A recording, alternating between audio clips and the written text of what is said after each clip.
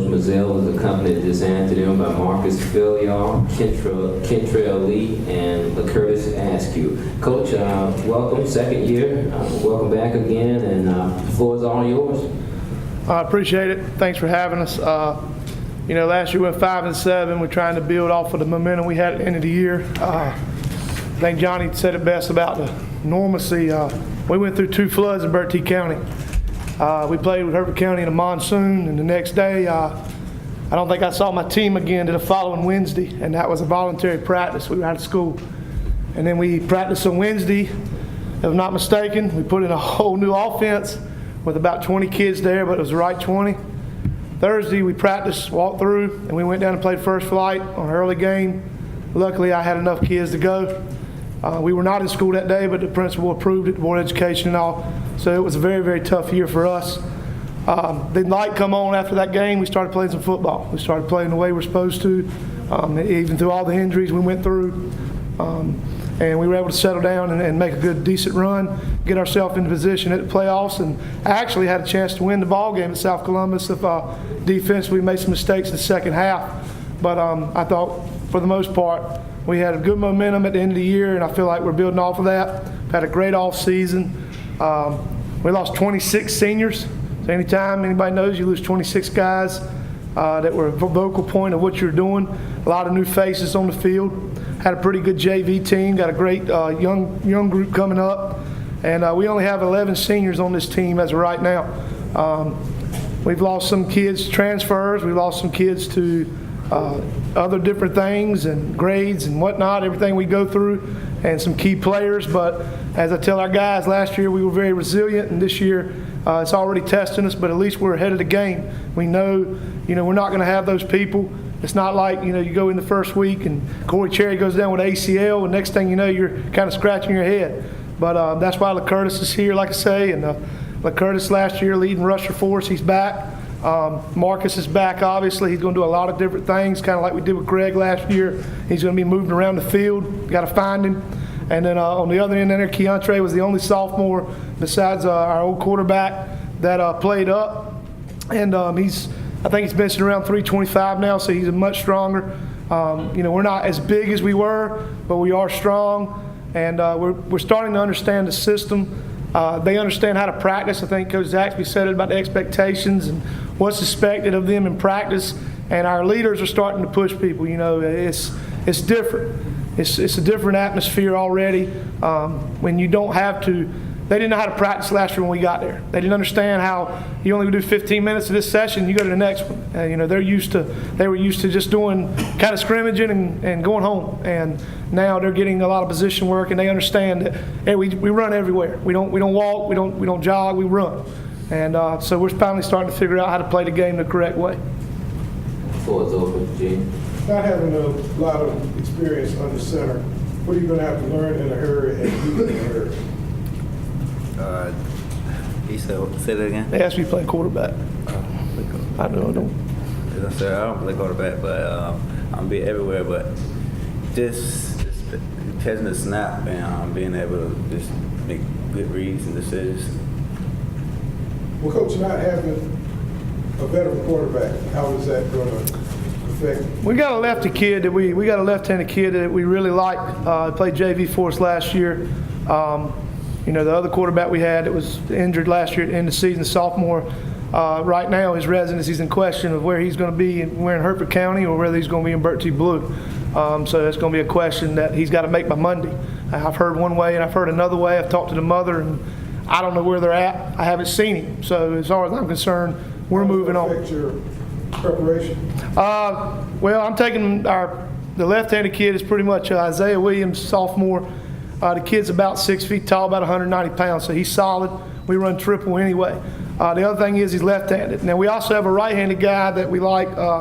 That will be a senior this year. He was actually our third-string guy last year, emergency quarterback. But for the most part, everybody in this room knows we're going to run the football. We're going to run triple.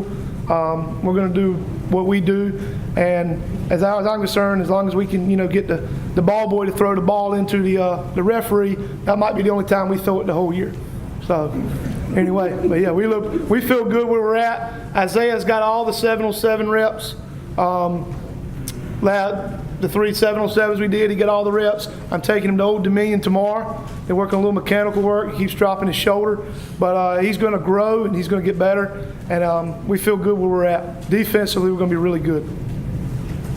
Coach, go ahead, Gene. I was just gonna say, with the line not being as big, what do you fellas feel like you have to do? Better footwork, better finesse? What all do you guys have to do now?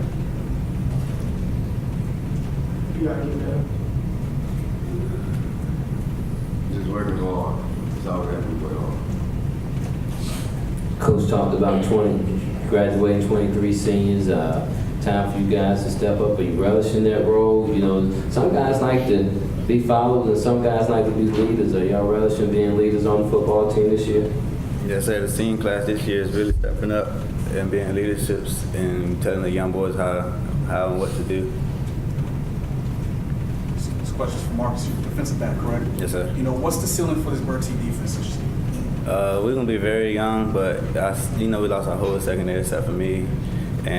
But our young boys that's coming up from JV, they're really doing good. And as one of the upper class guys, how have you been trying to work with the younger defensive backs? Tell them what to do, tell them not to take false steps, all that. Little things that can turn to a good play and being burnt into. Daniel? Coach, can you talk about some of the changes you went through last year as you came from a smaller school like South Reed into a larger school like Bertie?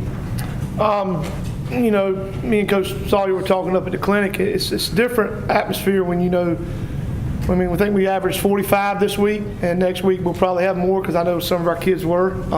So our numbers are good for us. Now our numbers have dropped. Our ADM numbers are going down, and there's nothing in Bertie County to draw anybody in. But for the most part, kids are still kids. They're going to respond to what the expectations are, what you allow them to get away with. But for the most part, it's not a whole lot of difference other than we got a few more kids out there, and we're able to have a JV and a varsity team. Being home, it makes a difference to me. And these guys, one of the things we talk about is last year we had a good senior group, don't get me wrong, but they were exactly what I just said. They were a group. We were never a team until after first flight. And that's something these guys have really been building on, is not being groups on the team, just being a team. And so, being from Bertie and these guys growing up there and being there their whole life, we're starting to figure out what that actually means. So, like I say, kids are still kids. At the end of the day, it doesn't matter how many you got out there, and Coach Sawyer said it, you can play with 11 at a time. So, as long as you got about 20 to 22 guys that can play, you'll be all right. Craig? Just one question for you, Coach, or any of the players if you'd like to touch on. I see on the schedule you have 4 road games right in the middle. Can you just talk about what challenges that brings for you guys to just be on the road for 4 straight weeks? We're not on the road. We're not on the road 4 straight weeks. Okay, No. sorry, that's what it says. No, we go, our schedule is we're Riverside away, we're home away, home, away, home, away, home, all the way through.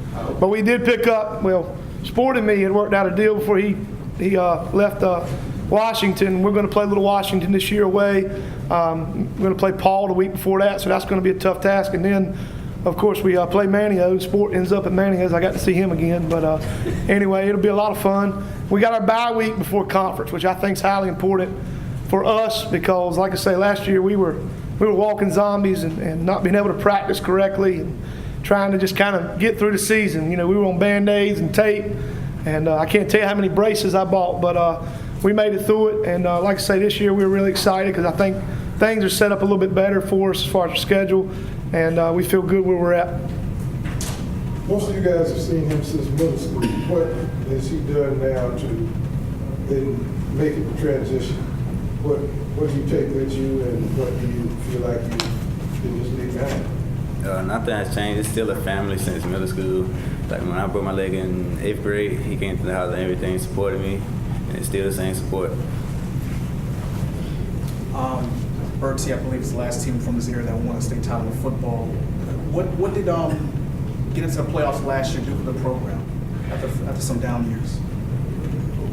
For the most part, I think these kids will tell you, man, it's exciting when you get to play an extra week. We had a 3-hour bus ride, but we enjoyed the 3-hour bus ride. We went down there and first half we executed and we played, and the community supported us. I mean, we had a fan bus, and that's something that, you know, I think Gene and Thad were talking, and when the fans start to come back to Bertie is when you know you're starting to reach community, and I thought we did that last year because we competed. Besides the monsoon over the debacle at Hertford County, for the most part we competed on a weekly basis. But yeah, being in the playoffs, you know, these guys can tell you it's an experience like none other. We'll touch on that.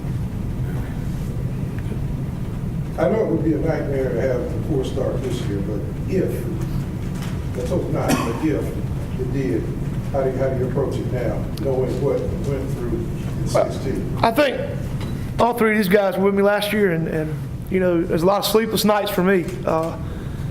You know, we went on a 4-game skid. I've never been on a 4-game skid. And, you know, you kind of look yourself in the mirror and you reach out to people that have been there and done it. And you just you be resilient, you know, no matter what life throws at you. You know, 2 floods, 12 injuries, monsoons, whatever. You just keep fighting and you keep grinding. I mean, our whole field was underwater. You know, saw some pictures on the TV about that, but at the same time, at the end of the day, you know, they're going to play us on Friday. So what are we going to do about it? We can't have self-pity. And that's, you know, being a man and growing as a man, that's what life's about, is you're going to do things that maybe you don't want to do and you're going to get knocked down. The question is, you're going to get back up or you're going to stay down? Any other questions? How about a big round of applause for head coach Grant Lemaizel?